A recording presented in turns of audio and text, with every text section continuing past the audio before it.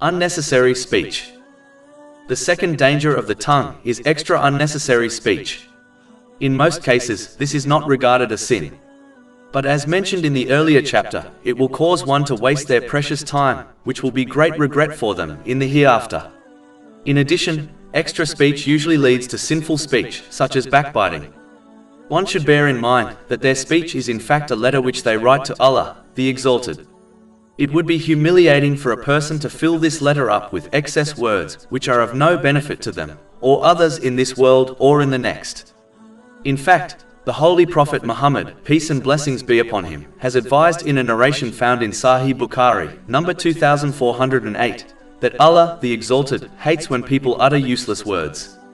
It is clear from many narrations that the Holy Prophet Muhammad, peace and blessings be upon him, did not utter unnecessary words and showed a dislike for it. An example is recorded in a narration found in Imam Bukhari's Adab al-Mufrad, number 211. Therefore, it is the duty of a Muslim to avoid this trait. Over 400 free ebooks, audiobooks, infographics, podcasts and blogs available on our website, www.shaykhpod.com.